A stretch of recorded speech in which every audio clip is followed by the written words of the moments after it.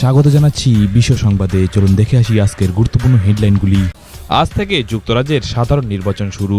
Conservative পার্টির প্রার্থী ঋষি সুনকের থেকে সমীক্ষায় অনেকটাই এগিয়ে বিরোধী লেবার পার্টির স্যার কিয়ার। ব্রিটেনে জোর কদমে প্রচার চালিয়ে যাচ্ছে প্রধানমন্ত্রী ঋষি সুনক। এবারের নির্বাচনে গত 14 বছর ধরে ক্ষমতাসীন থাকা কনজারভেটিভ ব্রিটেনে অনেকগুলি রাজনৈতিক দল থাকলেও ব্রিটেনের সাধারণ নির্বাচনে দুটি প্রধান প্রতিপক্ষ দল রয়েছে। একটি হচ্ছে কনজারভেটিভ পার্টি এবং অন্যটি লেবার পার্টি। জোর কদমে প্রধানমন্ত্রী ঋষি সুনক প্রচার চালিয়ে যাচ্ছেন। এবারের নির্বাচনে গত 14 বছর ধরে ক্ষমতাসীন থাকা কনজারভেটিভদের ক্ষমতাচ্যুত হওয়ার ভবিষ্যৎবাণীও করা হয়েছে। ব্রিটেনের সংসদে রয়েছে মোট 650টি আসন, অর্থাৎ সংখ্যাগরিষ্ঠতা পেতে হলে 226টি আসন পেতে হবে। এই সব আসন ছড়িয়ে রয়েছে ইংল্যান্ড, ওয়েলস, স্কটল্যান্ড ও উত্তর আয়ারল্যান্ড জুড়ে। ব্রিটেনে দুটি প্রধান দল ছাড়াও অনেক রাজনৈতিক দল রয়েছে। এবারের নির্বাচনে ব্রিটেনে 98টি বিভিন্ন রাজনৈতিক দলের প্রার্থীর সংখ্যা 4515 জন, যা একটি রেকর্ড। তাদের মধ্যে 459 জন নির্দল এবং 30% মহিলা। জনমত সমীক্ষায় লেবার পার্টির উত্থান স্পষ্ট। সম্প্রতি স্থানীয় স্তরের বেশ কয়েকটি নির্বাচনে কনজারভেটিভদের পিছনে ফেলে বহু আসনে জয়লাভ করেছে কিয়েরের স্টারমারের দলটি। আর কয়েকদিনের মধ্যেই জানা যাবে 10 ডাউনিং স্ট্রিটে কে পৌঁছবে। বাড়ছে প্রত্যাশার চাপ। এখন দেখার বিষয় শেষ হাসি কে হাসে, স্টারমার নাকি ঋষি সুনক। ফের জঙ্গি হামলায় রক্তাক্ত পাকিস্তান। আফগান সীমান্তের কাছে উপনির্বাচনের প্রচারে গিয়ে বোমা বিস্ফোরণে মৃত্যু ঘটেছে প্রাক্তন সেনেটর সহ 4 জনের। এই ঘটনাকে জঙ্গি হামলা বলে কড়া নিন্দা জানিয়েছেন পাকিস্তানের রাষ্ট্রপতি আসিফ আলী জারদারি। পতনের মুখে পুষ্পকুমার দাহালের সরকার। নেপাল কংগ্রেসের সঙ্গে নতুন সমীকরণে কেপি শর্মা ওলি। নেপালে জোর ধাক্কা খেল পুষ্পকুমার দাহালের সরকার। ভোটের মাত্র 4 মাসের মধ্যে সমর্থন তুলে নিল জোটসরি কমিউনিস্ট পার্টি। ইতিমধ্যেই নেপালের প্রধানমন্ত্রী পুষ্পকমল দাহাল ওরফে প্রচণ্ড সরকারের 8 মন্ত্রী তাদের পদ থেকে ইস্তফা দিয়েছেন। পদত্যাগ করা মন্ত্রীরা সকলেই নেপালের কমিউনিস্ট পার্টির সদস্য। গতকাল প্রধানমন্ত্রী প্রচণ্ডের কাছে তারা পদত্যাগপত্র জমা দিয়েছেন। ফ্রান্সে ডানপন্থীদের উত্থানে আতঙ্কে রয়েছে মুসলমানরা।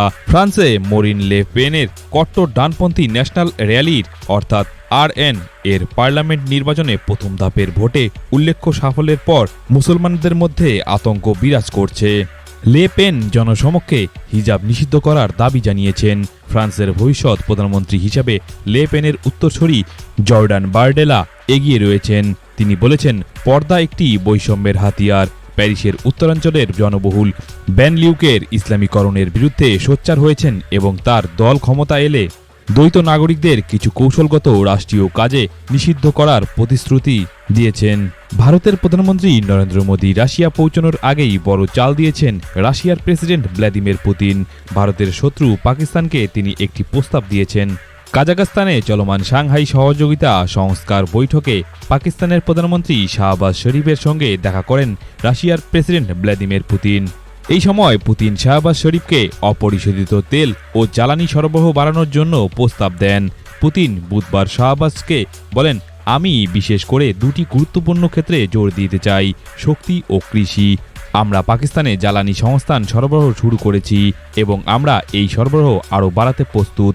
পুতিন বলেন, আপনার অনুরোধ অনুযায়ী রাশিয়া পাকিস্তানের বাজারে শস্য সরবরাহ বাড়িয়ে পাকিস্তানের খাদ্য নিরাপত্তায় সহায়তা করছে। কাজাখস্তানে চলমান এসিও বৈঠকে ভারতের প্রধানমন্ত্রী নরেন্দ্র মোদীর যোগ দেওয়ার কথা ছিল, কিন্তু কিছু কিছু কারণে সেখানে তিনি যেতে পারেননি। এখন প্রধানমন্ত্রী নরেন্দ্র মোদী তার বন্ধু রাশিয়ার প্রেসিডেন্ট ভ্লাদিমির পুতিনের সাথে দেখা করতে যাবে 8 ও 9 জুলাই। বৈঠকে মোদী ও পুতিন ভারত রাশিয়ার মধ্যে বাণিজ্য নিয়ে আলোচনা করতে পারেন। পেমেন্ট ইস্যুকে সহজ করার বিষয়ে পশ্চিমা নিষেধাজ্ঞার কারণে এই সমস্যার সমাধান হয়নি। এই সমস্যা সমাধান কি করে করা যায় সে নিয়েও আলোচনা হতে পারে। ইন্দোনেশিয়ায় 36 বছর বয়সী সিরিয়াতি নামক এক মহিলা ছেলের জন্য ওষুধ কিনতে বেরিয়েছিল। তারপরই তিনি গায়েব হয়ে যায় এবং পরে জানা যায় তিনি অজগর সাপের অর্থাৎ পাইথনের পেটের মধ্যে রয়েছেন। আবারও অজগরের পেটের ভেতর থেকে এক মহিলার দেহ উদ্ধার করা হলো। ঘটনা ঘিরে চাঞ্চল্য ছড়িয়েছে ইন্দোনেশিয়ায়। গত মাসেই দক্ষিণ সুলায়াসিতে অজগরের পেটের ভেতর থেকে এক মহিলার দেহ উদ্ধার হয়েছিল। সেই ঘটনার রেশ কাটতে না কাটতেই এবার ইন্দোনেশিয়ায় অজগরের পেটের থেকে আরও একটি মহিলা উদ্ধার হলো। আজ ৪ই জুলাই। মার্কিন যুক্তরাষ্ট্র প্রতি বছর ৪ই জুলাই তার স্বাধীনতা দিবস উদযাপন করে থাকে। এই দিনটি ৪ই জুলাই ১৭৭৬-এ স্বাধীনতার ঘোষণা গৃহীত হয়েছে এবং এই দিনটিকে তার জন্য স্মরণ করে থাকে, যখন মহাদেশীয় কংগ্রেস গ্রেট ব্রিটেন থেকে ১৩টি আমেরিকান উপনিবেশের স্বাধীনতা ঘোষণা করে এবং মার্কিন যুক্তরাষ্ট্রকে একটি সার্বভৌম রাষ্ট্র হিসেবে প্রতিষ্ঠা হয়ে থাকে। মিটু আন্দোলনে নয়া মোড়, দুই অভিনেত্রীকে ধর্ষণের অভিযোগ জনপ্রিয় পরিচালকের বিরুদ্ধে। ফরাসি চলচ্চিত্র পরিচালক জ্যাকটের বিরুদ্ধে ধর্ষণের অভিযোগ আনা হয়েছে। ফ্রান্সের মিটু আন্দোলনে তার বিরুদ্ধে এই অভিযোগ এনেছে অভিনেত্রী জুলিয়া রায় এবং আইসিল্ড লে বেস্কো। এই অভিযোগের ভিত্তিতে শোরগোল শুরু হয়ে গিয়েছে ইন্টারনেটে। রাশিয়ার হামলায় ফের মৃত্যু মিছিল শুরু হয়ে গিয়েছে ইউক্রেনে। সাহায্যের কাতর আবেদন জানিয়েছে ইউক্রেনের প্রেসিডেন্ট ভ্লাদিমির জেলেনস্কি। দক্ষিণ পূর্ব ইউক্রেনের শহর ডিনিপ্রোতে একটি রাশিয়ান ক্ষেপণাস্ত্র ও ড্রোন হামলায় অন্তত ৫ জন নিহত এবং বহু মানুষ আহত হয়েছেন। ইউক্রেনের প্রতিরক্ষা বিভাগের একটি আধিকারিক জানিয়েছেন, রাষ্ট্রপতি ভ্লাদিমির জেলেনস্কি পশ্চিমা দেশগুলিকে আরও বিমান প্রতিরক্ষা এবং দূরপাল্লার অস্ত্র সরবরাহ করার জন্য আহ্বান জানিয়েছেন। লেবাননেও একের পর এক হামলা ইসরায়েলের, নিহত হয়েছে শীর্ষ নেতা। হিজবুল্লাহর তরফ থেকে জানানো হয়েছে যে দক্ষিণ লেবাননের ইসরায়েলি হামলায় তাদের এক শীর্ষ কমান্ডার নিহত হয়েছেন। প্রায় ৯ মাস ধরে আন্তঃসীমান্তে ইসরায়েলের সঙ্গে লেবাননের এই লড়াই চলেই যাচ্ছে। এই লড়াইয়ে হিজবুল্লাহর তৃতীয় উচ্চপদস্থ আধিকারিক নিহত হয়েছে বলে জানা গিয়েছে। জালিয়াতিতে অভিযুক্ত বাঙালি চিকিৎসক। আমেরিকার জাতীয় স্বাস্থ্য বীমা থেকে জালিয়াতি করে অর্থ তোলার অভিযোগে গ্রেপ্তার হলেন ভারতীয় বংশোদ্ভূত এক বাঙালি মহিলা চিকিৎসক। তার নাম মোনা ঘোষ। শিকাগোর বাসিন্দা ৫১ বছরের ওই চিকিৎসক পুলিশের জেরায় দুটি অভিযোগের ক্ষেত্রে নিজের দোষ স্বীকার করে নিয়েছেন। যদিও আমেরিকার কেন্দ্রীয় তদন্তকারী সংস্থা এফবিআইয়ের দাবি, প্রাথমিকভাবে মোনা ঘোষের বিরুদ্ধে অন্তত ১৩টি এই ধরনের জালিয়াতির অভিযোগ রয়েছে। পাকিস্তানের লাহোরের হাইকোর্টের বিচারপতি হিসেবে নিযুক্ত হলেন বিচারপতি আলিয়া নীলম।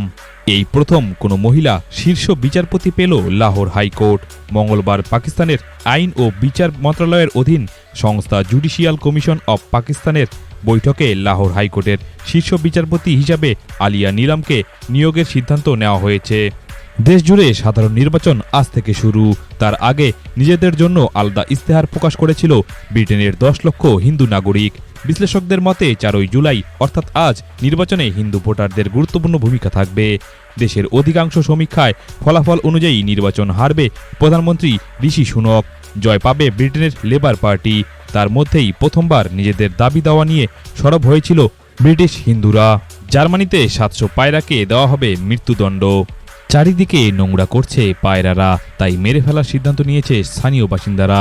জার্মানির লিমবুর্গ টাউনের বাসিন্দারা এমনই চাইছেন। চলতি মাসের শুরুর দিকে গণভোটে পায়রা মেরে ফেলার পক্ষেই ভোট দিয়েছেন তারা। তবে এলাকার সমস্ত পায়রাকে মেরে ফেলার সিদ্ধান্ত সত্যি গ্রহণ করা হবে কিনা সে নিয়ে সিদ্ধান্ত নিতে পারছে না নগর প্রশাসনের কর্মকর্তারা। এই সিদ্ধান্তের প্রতিবাদ জানিয়েছে জার্মানির প্রাণী অধিকার কর্মীরা। মিসাইল এবং ড্রোন দ্বারা ইউক্রেনে ফের হামলা চালালো রাশিয়া। রুশ মিসাইলের হামলার জেরে ইউক্রেনের পরপর ৪ জনের মৃত্যু হয়েছে, সেই সঙ্গে আহত হয়েছে ১৮ জনেরও বেশি। রাশিয়ার সঙ্গে কোনো আপোষ নয়, আমেরিকার মাটি থেকে সাফ বার্তা দিল ইউক্রেনের প্রেসিডেন্ট ভ্লাদিমির জেলেনস্কি। বিশ্বকাপের রেশ কাটতে না কাটতেই আইসিসি অর্থাৎ ইন্টারন্যাশনাল ক্রিকেট কাউন্সিলের পরবর্তী টুর্নামেন্ট চ্যাম্পিয়ন ট্রফির বিষয়ে বড় আপডেট সামনে এসেছে। ২০২৫ সালে চ্যাম্পিয়ন ট্রফি সম্পন্ন হবে পাকিস্তানে। যদিও এই টুর্নামেন্টে খেলার জন্য ভারতীয় দল পাকিস্তানে যাবে কিনা এখনও তা নিয়ে কোনো সিদ্ধান্ত নেওয়া হয়নি। তবে এই টুর্নামেন্টের জন্য জোর কদমে প্রস্তুতি নিচ্ছে পাকিস্তান। ২০২৫ সালের চ্যাম্পিয়ন ট্রফিতে ভারত পাকিস্তানের মধ্যে একটি ম্যাচ সম্পন্ন হবে। মনে করা হচ্ছে Pakistan cricket board champions trophy ২০২৫-এর জন্য ভারত পাকিস্তান ম্যাচের তারিখ আগামী ১ মার্চ নির্ধারণ করেছে। পশ্চিম আফ্রিকার দেশ মালিতে সন্ত্রাসবাদী হামলায় অন্তত ৪০ জনের মৃত্যু হয়েছে। সোমবার সে দেশের ডিজি গুইবম্বত গ্রামে হামলার ঘটনাটি ঘটেছে। তবে কোনো সংগঠন এই হামলার সঙ্গে জড়িত বলে জানা যায়নি। ভয় ধরাচ্ছে বাংলাদেশের উত্তর ও পূর্বাঞ্চলের বন্যা পরিস্থিতি। জারি রয়েছে ভারী বর্ষণও, যার জেরে পাহাড় ধসে প্রাণ হারিয়েছে ২ জন রোহিঙ্গা। আগস্ট মাসে এই বন্যা পরিস্থিতির আরও অবনতি ঘটতে পারে বলে আশঙ্কা করা হচ্ছে। বাংলাদেশের প্রধানমন্ত্রী শেখ হাসিনা প্রাকৃতিক দুর্যোগের মোকাবিলা করতে আগাম প্রস্তুতি গ্রহণের নির্দেশ দিয়েছেন। তুরস্কের মন্ত্রিসভায় রদবদল করা হয়েছে। প্রেসিডেন্ট রিসেপ তাইয়েপ এরদোগান নতুন 2 মন্ত্রী নিয়োগের পর এই রদবদল ঘোষণা করা হয়েছে।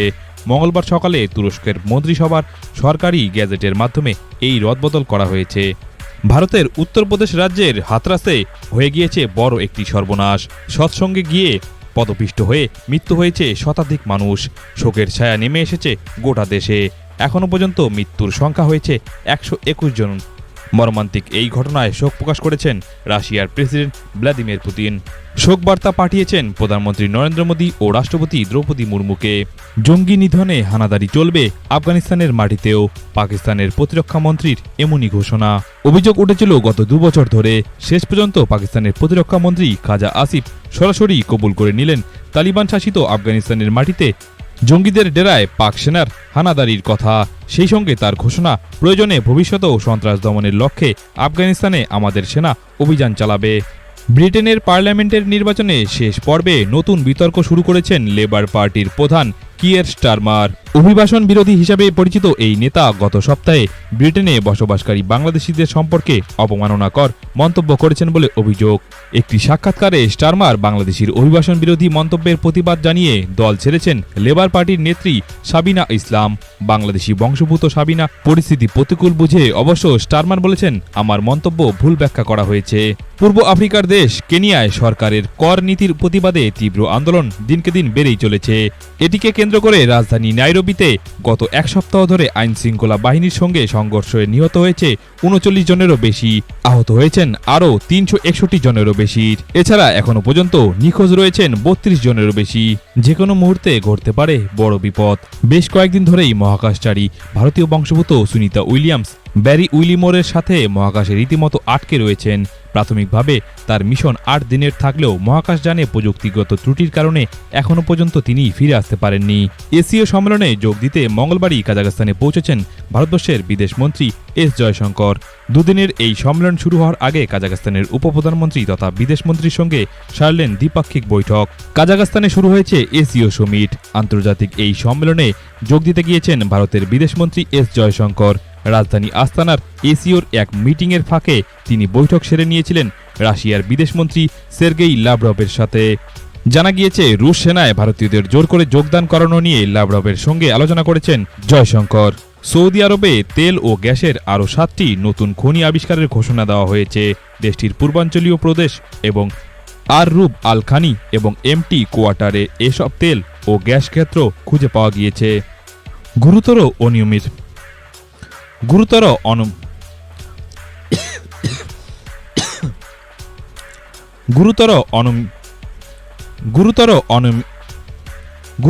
অনিয়মের অভিযোগে 54টি উমরাহ কোম্পানিকে কালো তালিকাভুক্ত করেছে মধ্যপ্রাচ্যের দেশ সৌদি আরব। এর মধ্যে আরব ও ইসলামিক দেশের 19টি প্রতিষ্ঠান রয়েছে। বিশ্বের প্রতিদিনের গুরুত্বপূর্ণ খবরের হেডলাইন্স দেখতে সাবস্ক্রাইব করুন বিশ্ব সংবাদ এবং শেয়ার করুন প্রিয়জনদের সাথে। ধন্যবাদ।